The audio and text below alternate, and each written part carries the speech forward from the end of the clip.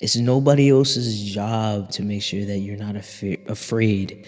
It's nobody else's job to make sure that you're not living in a fearful state. It's nobody else's job to ensure that you're not angry, that you're not mad, that you're not upset, that you're not fulfilling the things that you want to do. It's nobody else's responsibility to create emotional stability, emotional intelligence, and emotional awareness within yourself. It always has been your responsibility. Nobody else's. But, as human beings, we definitely love to point the finger, blame others, give the responsibility to somebody else. We love to play the victim. We love to be the innocent one that has nothing to do with the fate and the way we're living. But let me put you onto a little secret. We control our lives.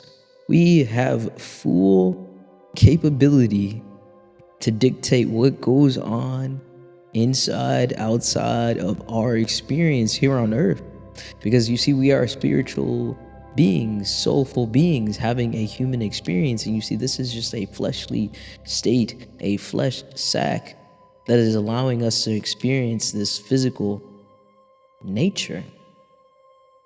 We are all incarnations of God here on earth. We are our godly divinity forms living in human bodies. You see, the human body is only the vessel to allow the soul to experience what it's truly like to be here on earth, for what it's truly like to experience the divinity of what true nature is. And I think it gets mistaken, it gets put backwards that we were here to serve something else or to serve, something outside of ourselves, but we were really meant to serve ourselves. And in serving ourselves, we serve others. Because when you serve yourself, you fall into the heart space. You know where the heart space is? There is where your soul dwells. And when you dive into the heart space and you dive into the soul, you dive into the authentic form of who you are, you automatically serve the rest of the world. You automatically be so selfless, because there will truly be no self. Because when you understand that the soul is just an individualized manifestation of the Most High, of the All, of the divine, of God, of whatever you like and love to call it. But your soul is just an individualized personification of that infinite thing that created each and everything around us that we see today. And with that, I'm gonna sip some tea really quick. Hibiscus today. But anyway, so understand that you have the ability to control your reality. But where do you start first? There's always this internal battle with the self. I don't know about you, but I've always struggled with this. I've struggled with it, but I don't claim it. I've always struggled with my emotions. I'm not gonna lie. Sometimes you want to burst out in anger. Sometimes you want to let that person have it, right? You want to get buck. You know what I'm saying? You want to get hype. You want to go. It's go, go, go. You know what I'm saying? When those emotions come on, you want to express them because you want to show somebody how mad you are. You want to show people how angry they made you, right? And I know how that feels. But after a while, you start to realize it's not worth it. It's not worth your energy. It's not worth your time. And the only person that is getting upset and is that allowing itself to get upset is you. That person didn't make you mad. That person didn't make you sad. They just drew out an experience within you, and they were the stimulus to the reason why you started to feel the way you felt. But the only reason why you felt the way you felt was because you allowed it to. It's a crazy thought. It's a crazy thing when you start to realize that you're the problem. Wow. When you start to realize that you're the problem from the beginning, it's been you this entire time. It hasn't been anybody else. Nobody else has been the reason why that you're the way that you are and you are. And I think sometimes that's why we don't want to admit it. Why would you want to admit that you're the problem? Why would you want to admit that you've been the reason why, you've been stuck, you've been snagged, and you've been angry, you've been sad, you've been depressed? Why would you want to admit that? No one would, right? But When you take that responsibility, it's like there's a weight lifted off your shoulders, because let me tell you one thing, there's nothing wrong with you. There's nothing wrong with the fact that you are the way you are, because you are, you know? You deserve to be loved the way you are, because you are love in quintessential nature, okay? There's nothing wrong with how you exist now, but understand that there is always possibilities for infinite change. Energy is never created nor destroyed. It's always in a standstill period when it's waiting to be tapped into. And that is what you are. You are potential energy, waiting to be tapped into, waiting to be used by the infinite source. You're an unpotential energy that yet has been tapped into. And so I think we get so caught up in our emotions, caught up in our, our feelings, caught up in our somebodyness. I love it. Somebodyness. I love that. We get caught up in our somebodyness and our somebody training, trying to be somebody for the rest of the world when we're not being what we need for ourselves.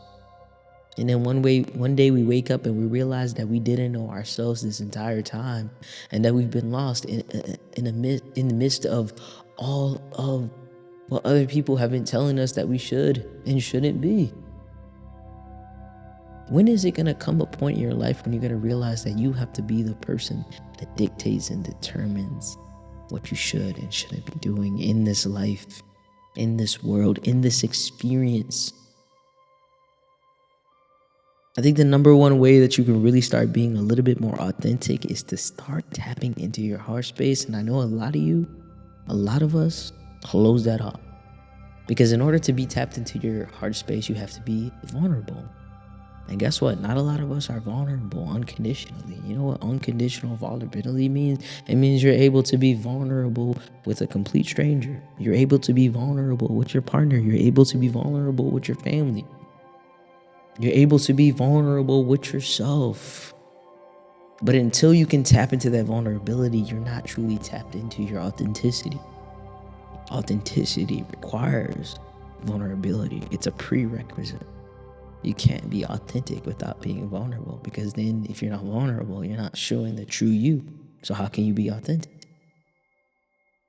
So once you start to tap into that authenticity and that vulnerability, you can shed down those layers that you've calcified around your heart and start to break that stuff down.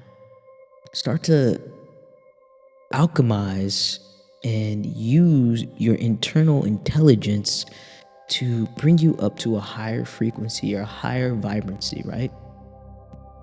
Because you can use your heart to basically change the internal state within yourself.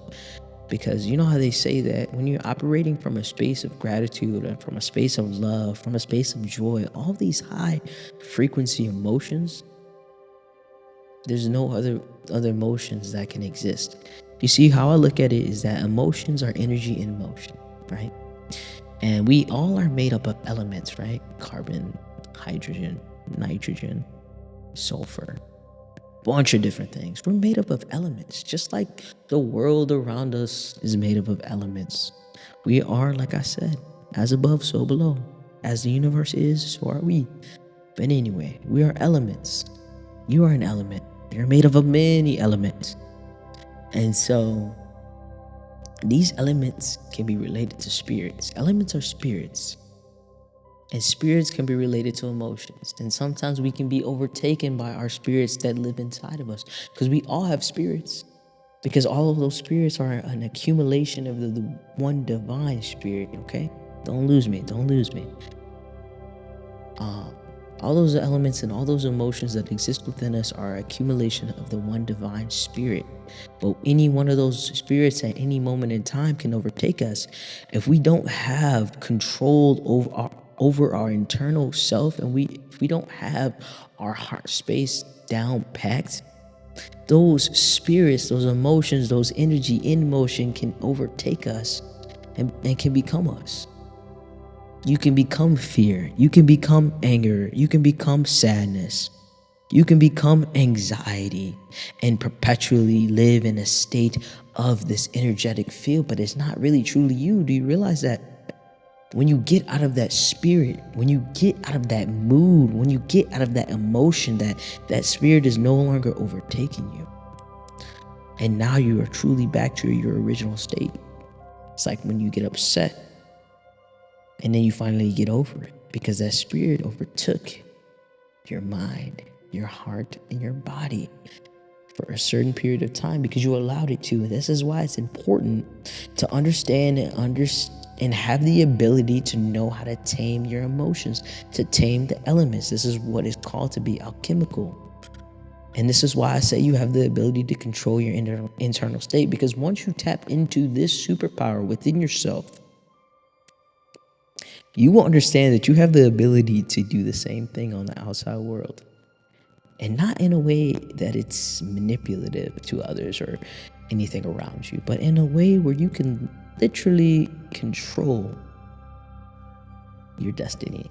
And that is where true manifestation starts to happen. When you start to understand your internal environment. This is why I love science, and this is why I love medicine and anatomy and physiology, because when you look at science, right? Science is seen spirituality, and spirituality is unseen science. This is what you get. You start to see spirituality within us, and there's so much to talk about. But my last point here before I leave you is tap into your heart space. Start to control your emotions and your reactions. Don't react. You need to respond. You need to take a moment when something flares you up on the inside and burns you like fire.